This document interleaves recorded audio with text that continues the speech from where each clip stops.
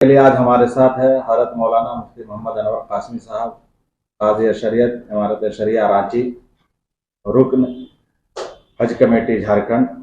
حضرت، سب سے پہلا سوال میرا، روزے کی حالت میں انسولین لینے کا کیا حکم ہے؟ بسم اللہ الرحمن الرحیم۔ انسولین بھی انجیکشن کی طرح ہے۔ وہ شوگر کے جو مریض ہوتے ہیں وہ چمڑے میں اور گوشت میں اس کو لیتے ہیں، لہذا اس سے روزہ نہیں ٹوٹے گا۔ روزہ کی حالت میں انسولین لیا جا سکتا ہے، اس کی گنجائش ہے۔ مفتی صاحب، زکوٰۃ کہاں اور کن کو دیا جا سکتا ہے؟ اس میں بنیادی بات جو سمجھنے کی ہے، قرآن کریم میں اس کے مصارف کو بیان فرما دیا ہے، وہ 8 مصارف ہیں، لیکن اس میں اہم چیز یہ ہے کہ اس آدمی کو دے سکتے ہیں جو ابھی کچھ دنوں پہلے آپ کو بھی میں نے عرض کیا تھا، جس میں 2 رشتہ داری نہ ہو، توالد و تناسل کا اور زوجیت کا۔ اس کے علاوہ جو دیگر رشتہ دار یا دیگر لوگ ہیں جو صاحب نصاب نہ ہو، ان کو زکوٰۃ کی رقم دی جا سکتی ہے، ایسے ضرورت مندوں کو۔ اور اپنے رشتہ داروں میں سے اگر اس طرح کا کوئی ہو، چچا ہیں، بھائی ہیں، بہن ہیں، خالہ ہیں، ماما وغیرہ ہیں، یا چچیرے بھائی وغیرہ، تو ان لوگوں کو دینا زیادہ ثواب اس معنی کر ہے کہ اس میں زکوٰۃ کی ادائیگی بھی ہے اور صلہ رحمی کا بھی اس میں ثواب ملتا ہے۔ زکوٰۃ دینے کے بعد پتہ چلا کہ جس کو ہم نے زکوٰۃ دیا ہے وہ زکوٰۃ کے مستحق نہیں ہے، اس کا کیا حکم ہے؟ زکوٰۃ ادا کرنے کے لیے یہ ضروری ہے کہ اس کو مصرف میں صرف کیا جائے، یعنی جو زکوٰۃ کے مستحق ہیں ان تک زکوٰۃ دی جائے اور ان کو مالک بنا دیا جائے۔ حتی الامکان آدمی کو کوشش کرنی چاہیے کہ اس کے مصرف کو تلاش کرے۔ اگر کسی انسان نے اپنی صلاحیت کے مطابق اور اپنی تحقیق کے مطابق پتہ کیا کہ یہ مستحق ہے اور ان کو انہوں نے زکوٰۃ کی رقم ادا کر دی، لیکن بعد میں یہ پتہ چلا کہ نہیں وہ مستحق نہیں ہے، یا یہ کہ وہ رشتہ داروں میں آتے ہیں جن کو زکوٰۃ نہیں دی جا سکتی ہے، تو علماء نے لکھا ہے کہ ایسی صورت میں، بعد میں اگر یہ بات پتہ چلی ہے تو ایسی صورت میں ان کی زکوٰۃ ادا ہو جائے گی، اب دوبارہ زکوٰۃ ادا کرنے کی ضرورت نہیں ہے۔ لیکن اگر پہلے ہی سے اس کو یہ پتہ ہے کہ زکوٰۃ کے مستحق نہیں ہے، تاہم اس کو زکوٰۃ کی رقم دے دی گئی ہے، تو اس میں اس کی زکوٰۃ ادا نہیں ہوگی، اس کو دوبارہ زکوٰۃ حساب لگا کر کے ادا کرنا ضروری ہے۔ اعتکاف کا کیا حکم ہے؟ اعتکاف رمضان کے آخری 10 دنوں کے، تو 20 تاریخ کو، 20 رمضان کی شام کو، 20 تاریخ مکمل دن گزر جائے، اس کی شام کو اس اعتکاف شروع ہوتا ہے، اور جب عید کا چاند نظر آ جائے تو پھر اعتکاف کا وقت ختم ہو جاتا ہے۔ یہ اعتکاف اخیر عشرے کا اعتکاف سنت مؤکدہ علی الکفایہ ہے۔ اس کا مطلب یہ ہوا کہ جس محلے میں یہ مسجد ہے، اس محلے میں سے کوئی ایک آدمی بھی، یا کوئی آدمی اس مسجد میں ایک آدمی بھی اعتکاف کر لیتا ہے تو تمام لوگوں کے طرف سے وہ سنت کی ادائیگی کافی ہو جاتی ہے، وہ اعتکاف کافی ہو جاتا ہے۔ لیکن اگر اس مسجد میں کوئی بھی اعتکاف نہ کرے تو تمام محلہ والے اس میں گنہگار ہوتے ہیں۔ تو اگر ایک آدمی بھی اعتکاف کر لے تو یہ اعتکاف کرنا کافی ہو جاتا ہے۔ اعتکاف کا اہتمام کرنا چاہیے۔ اللہ کے نبی صلی اللہ علیہ وسلم ہجرت کے بعد مدینہ منورہ میں کبھی بھی اعتکاف کو ناغہ نہیں فرمایا، اللہ کے نبی نے پابندی کے ساتھ اعتکاف فرمایا، بلکہ جس سال اللہ کے نبی کا وصال ہوا اس سال اللہ کے نبی نے 10 دن کے بجائے 20 دنوں کا اعتکاف فرمایا تھا، اور بڑی فضیلتیں ہیں اعتکاف کے سلسلے میں۔ اللہ کے نبی صلی اللہ علیہ وسلم نے بھی اس کی فضیلت بیان فرمائی ہے، لہذا تمام مسجدوں میں اس کا اہتمام ہونا چاہیے کہ کم از کم ایک آدمی تو اعتکاف کرنے والا ضرور ہو۔ مفتی صاحب، اسی پر ایک سوال ہے، کسی مسجد محلہ کا کوئی بھی شخص اعتکاف میں نہیں بیٹھا بلکہ دوسرے محلہ کے لوگ اس مسجد میں اعتکاف میں بیٹھے، اس کا کیا حکم ہے؟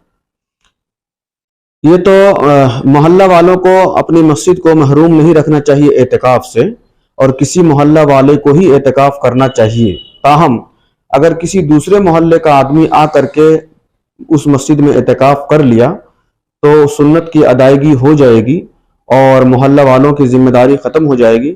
تاہم اپنے محلہ والوں میں سے بھی کسی کو اعتکاف کرنا چاہیے تاکہ اس محلہ والے کا جو اس مسجد میں ایک حق ہے اس کے حق بھی ادائیگی ہو۔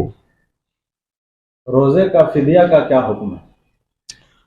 روزہ کا فدیہ اس سلسلے میں یہ سمجھنا ضروری ہے کہ ہر ایک کے لیے یہ فدیہ نہیں ہے.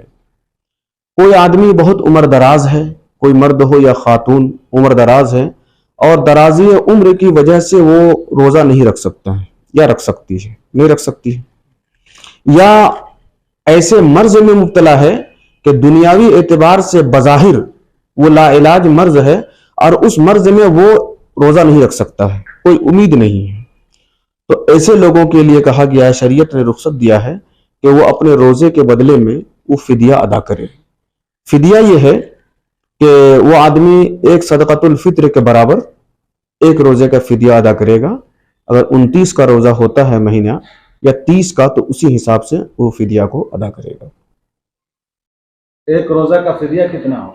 ابھی عرض کیا کہ ایک روزے کا فدیہ ایک صدقۃ الفطر کے برابر ہے. 60 روپے.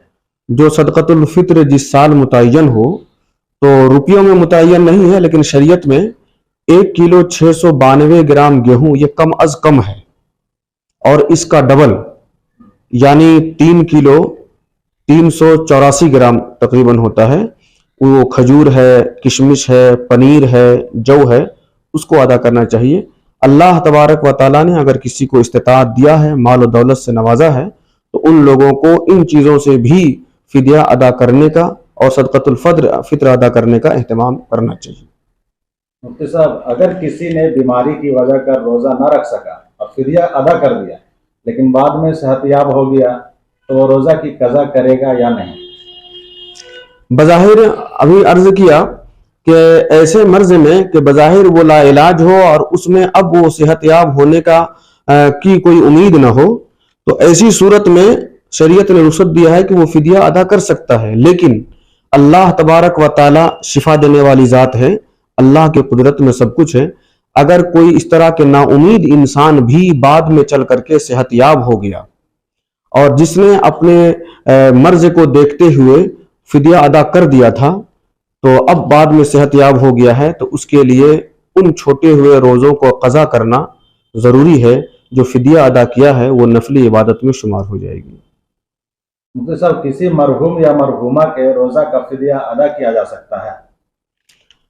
مرحوم یا مرحومہ نے اگر وصیت کیا ہے اور وہ اپنے پیچھے مال چھوڑ کے گیا ہے، ترکہ ہے اس کے پیچھے، اور وصیت کیا ہے کہ میری نماز یا میرے روزوں کا فدیہ ادا کیا جائے، تو چھوڑے ہوئے مالوں میں سے 1/3 میں فدیہ ادا کیا جا سکتا ہے. اگر 1/3 سے وہ فدیہ ادا نہ ہو رہا ہو تو جتنے میں وہ ادا ہو جائے اس کو ادا کیا جائے. باقی اگر وارثین اپنی طرف سے 1/3 مال سے بھی زیادہ میں اپنی طرف سے تمام وارثین نے مشورہ کر کے اگر ادا کر دیا تو یہ وارثین کی طرف سے ایک احسان ہوگا. اگر کسی نے وصیت نہیں کیا ہے کہ میری نماز اور میرے روزے کا فدیہ کے سلسلے میں کچھ وصیت نہیں کیا ہے اور ان کی نماز چھٹی ہوئی ہے مرحوم یا مرحومہ کی، یا روزے چھٹے ہوئے ہیں، بعد میں ورثہ نے اگر ان کے طرف سے فدیہ ادا کر دیا تو انشاءاللہ اللہ کے یہاں ان کا مواخذہ نہیں ہوگا اور وہ بھی کافی ہو جائے گا. مفتی صاحب، میرا ایک آخری سوال، اجرت دے کر اعتکاف میں کسی کو بیٹھانے کا کیا حکم ہے؟ اعتکاف بھی ایک عبادت ہے اور اجرت دے کر کے کوئی اعتکاف نہیں کرایا جاتا ہے، لہذا اجرت دے کر کے اعتکاف میں بیٹھانا ازرو شرع وہ درست نہیں ہے. البتہ اگر کسی جگہ یہ معروف نہ ہو، یہ مشہور نہ ہو کہ اجرت دیا جاتا ہے، یہ اجرت لوگ دیتے ہیں، کوئی آدمی بیٹھا اور نہ ان کو اجرت کی امید ہے نہ لینا دینا کی کوئی بات طے ہوئی ہے، لیکن ایک بندہ مسجد میں بیٹھا ہوا ہے اعتکاف میں، بعد میں محلہ والوں نے اگر ان کی کچھ خدمت کر دیا بغیر کسی طے کیے ہوئے تو یہ کیا جا سکتا ہے، ان کا خیال رکھا جا سکتا ہے. لیکن اجرت پر بیٹھانا یہ بہرحال ازرو شرع درست نہیں ہے. کسی مسجد میں کوئی بیٹھ ہی نہیں رہا ہے، اس کے لیے اجرت دے کر کے بیٹھانا یہ بھی صحیح نہیں ہے. اجرت دے کر کے بیٹھانا صحیح نہیں ہے. اجرت دینا، اگر کسی مسجد میں کوئی اعتکاف نہیں کر رہا ہے اور وہ مسجد خالی ہے تو اس حلقے میں رہنے والے، اس آبادی میں رہنے والے لوگ ایک سنت کو چھوڑنے کا تمام کے تمام لوگ گنہگار ہوں گے. بہت شکریہ. جزاک اللہ.